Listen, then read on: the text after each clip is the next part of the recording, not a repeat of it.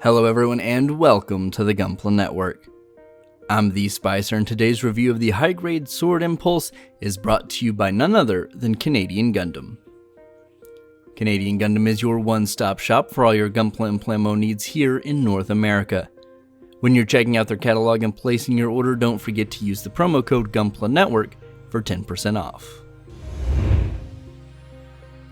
This high-grade version of the ZGMF X56S/B Sword Impulse Gundam was released way back in 2005, over 15 years ago, and would happen to come out the same year that Gundam Seed Destiny was still on television. As it is one of the alternative versions of the main Gundam of the series, it uses pretty much the exact same body that the regular old-school high-grade Impulse Gundam uses. Now, the Sword Impulse focuses more on close-quarters combat, and its main armaments are technically meant for anti-ship operations, namely the two MMI 710 Excalibur anti-ship laser swords, even though it does use it to skewer the Freedom. The Sword Impulse also has two RQM-60 Flash Edge Beam Boomerangs, which are improved boomerangs from the Justice Gundam. This unit would also share the same armaments that the base Impulse Gundam would, with the anti-armor knives, the high-energy beam rifle, and the collapsed version of the shield. Now, once we have it all put together, it's looking pretty good for something that's 15 years old. Sure, there are a few missing paint apps that don't even have color-correcting stickers, and the articulation isn't what we're used to today, but for 2005, it's pretty solid. Sure, the missing paint apps that don't even have stickers leave it feeling a little plain, but this is something you'll hear me say quite a bit in this review. It's something a little paint could fix, or a little work could fix. Even with the help of panel lining markers, this kit still in certain areas feels plain. And mostly the shoulders, honestly, are the biggest distractions. Everything else at least has multiple colors on it, so it kind of matches or has decent enough panel lines that you have some detailing there, but the shoulders are just missing some pretty major paint apps. But like I said, a little bit of paint goes a long way with something like that. Now, in terms of proportions, this is actually really solid. It's of course not going to be the same proportions as something like the real grade, since that's more stylized, but generally speaking, this high grade feels pretty close to what you'd expect the Sword Impulse or the base Impulse Gundam to look like. Nothing's over-exaggerated, the head doesn't feel too big or too small, the limbs don't feel too lanky or too short, too stubby, the torso feels just right. The only thing I have an issue with is the backpack. And that's just that it's a little too deep, but that is partially due to some engineering internally, so I can kind of understand that. But it would have been nice to have a slightly shorter version for display purposes, I suppose. Now, in terms of stickers, you do have some gray stickers for the chest and the front skirts, which is perplexing because you don't get the same gray that they would need on the shoulders. Don't know why that was a choice that was made, but it was. You get some blue stickers for the Excalibur swords, which are pretty much the only coloration on them other than the molded white plastic. And then you get some black stickers for the Beam Boomerang hilts. One thing I'm actually legitimately impressed with in terms of coloration of the plastic is the little red bits on the legs. I'm super surprised those are actually molded in plastic. For something that's from 2005 and having built a good amount of some of those older Seed high grades, this was something I would have assumed would just been one molded part in white plastic, but it is nice that it's red, and yeah, it's not, 100% color accurate for the rest of the body, but it is nice to see that in plastic. Now, in terms of seam lines, we do have the usual suspects on the forearms and the legs. Not too terrible and can be cleaned up if you would like, but in some parts, mostly up on the thighs, you can kind of get away with making them look like panel lines if you wanted. In terms of nub marks, everything's pretty solid. Not a lot of it's undergated, but the white and red plastics don't really show too bad. It's the black plastic that you have to be very careful with. You're going to see it mostly in large chunks on the feet and the backpack. So if you don't really look at that too much, you're not going to worry about it too much. And once again, a little paint going over those, if you do happen to stress that plastic, will fix it right on up. And generally in terms of overall proportions, visuals, seam lines, nub marks, maybe not seam lines, but it's really not that far of a cry from some not as stellar or experimental high grades that we've seen today. Of course, it's not anything like the Moon Gundam, but something like the Heavy Arms would be somewhat of a closer pull in terms of maybe some of the color accuracy issues. But generally speaking, it's not bad and 100% on par with what you'd expect from older Seed high grades. And if you're okay with that, great. If you want to put a little work into it, it's going to go a long way.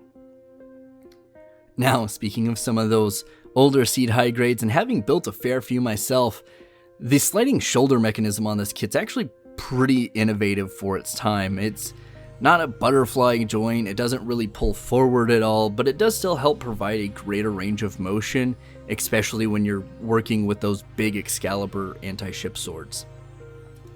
Unfortunately, the elbows are pretty much what you'd expect, just about 90 degrees, and the knees are double jointed, which once again, not crazy for this era, and it's mostly due to the quote-unquote transformation gimmick that this kind of does. And once you've connected those Excalibur swords, they're going to be difficult to pose, especially due to those elbows. And honestly, my biggest frustration didn't even come from that. It came from the torso. And this is one of my biggest points of contention with this kit when I was kind of trying to decide would this even be something people should build. And the core fighter in the chest is just a solid piece of plastic, but the connections they use are really weak and approach IBO levels of the lower half just falling off. 80 to 90% of the time something fell off on mine, it's the entire bottom portion, just because that connection to the core fighter block is not very stable. It's pretty much just a weirdly shaped kind of a PC joint in a way that plugs into a regular piece of plastic that's just held with friction, but there's so much weight on either side in terms of that joint that either one's going to fall off depending on which side you're messing with. Most of the time it's going to be the torso, so the legs will go falling off, but generally that's kind of the idea. You can fix that, of course, with something like super glue. It would have just been really nice for Bandai just to not even have concerned themselves with it and put something solid in there. I really, for something from 2005, I really don't know why they did this.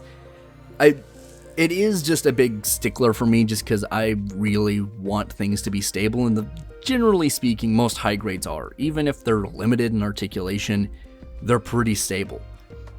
This was a little bit more frustrating, but generally speaking, not terrible. Now, once you actually get things posed around the way you want, the two swords come out looking really nice. Even if they are just colored by stickers, they're fairly convincing and cut pretty well.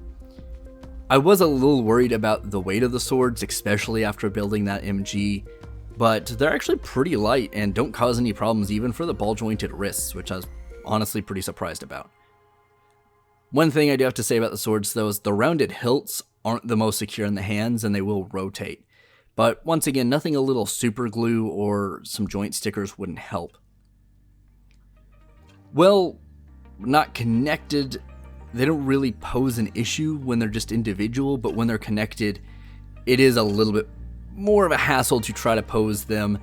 But luckily, since you have two different grip points, you don't have to worry about them rotating. So it's a little good, a little bad, depending on which one. If they're independent, they're going to rotate probably a little, depending on how they're held. If you don't do anything to them, if you plug them together, they're a little bit more stable, but harder to pose overall. Now, the beam boomerangs look pretty neat. The effects are pretty big and nice, but they're a little too rounded for my taste. This is something you could fix pretty easily with sanding, and honestly, for a lot of people, I think they'll look fine. They're not really that big of a deal, just I feel like they're too rounded, a little too cartoony looking, but that's just a personal preference, honestly. And honestly, a lot of this kit, like I mentioned earlier, is just going to be summed up by you can pretty much easily fix or improve this kit in a lot of different ways. It's a bunch of minor stuff, and it's all pretty easy to do. It's just there are little things here and there pretty much all over the place. You know, there are some kits that need a lot of work to look good, and a lot of them are like really old, like 80s, 90s era kits. Even some early aughts kits have that issue, but generally speaking, it's a lot more minor improvements once you get to that point. And then there's some kits that with just a little bit of extra love are going to look really good and just shine on your shelf. This is kind of in the middle. Well, you can pop it right off the runners and display it, it's going to be missing some things. It's going to look fairly plain. But if you put just a little bit of work into it, it's going to make a huge difference. And it's mostly going to be some kind of coloration. It's mostly paint, honestly. And you could get away with just a little black and a little gray or white, depending on which type of contrast you want with the red armor. But generally speaking, that's about it. And then you're pretty much done. If you wanted to go a little bit crazier and paint up the swords a little bit, you could do that. But it's one of those things, it's mostly just minor paint applications. Now, much like the Wonder Waifu, a little paint is going to go really, really far. Not something you have to be really skilled at airbrushing or anything, just honestly, dry brushing, a couple of colors of paint. If you want to go a little crazier, maybe different shades here and there to kind of match it closer to something like the real grade. But honestly, just looking at it, gray, black paint, that's all you need. That's pretty much all you're going to need to do the proper accents on this. If you wanted to do a little yellow, you could, I guess, but generally speaking, those are the two big ones that it's missing. Now, a neat little bonus is that if you have the real grade Force Impulse, the Excalibur swords actually scale incredibly well with it. They're not too heavy, it's a very solid grip in the regular gripping real grade hand that comes with the Force Impulse, and generally they're well proportioned for the more stylized real grade design. I was a little surprised by that. Once you've partnered this up with the real grade Freedom, you've got pretty much everything you need for that infamous Freedom being shot down scene. Or I guess technically stabbed down. Either way, it's a really cool bonus, and if you have the real grade, I definitely say this is not only something that would be cool to have it posed next to on a shelf, but you can absolutely take one of those swords and use it, and it works really well with the real grade. Overall, though, for a kit from 2005, it's pretty solid if you know going into it it's from 2005. There's a lot that can be touched up to make it shine, and honestly, the base proportions and articulation are solid enough and work. If any of the proportions or the articulation were just super subpar, I would say this is something to skip. But if you're willing to put just a little bit of paint in, this is something that will shine on your shelf. It won't be the real grade, but it will definitely still feel like it has a place close to it. If you wanted to go crazy with paint, you could probably get it close to the real grade, but just generally speaking, some very basic paint applications are going to make this thing look the way it needs to in terms of getting it really close to screen accuracy. Well, this is not for everyone, and I absolutely do understand that.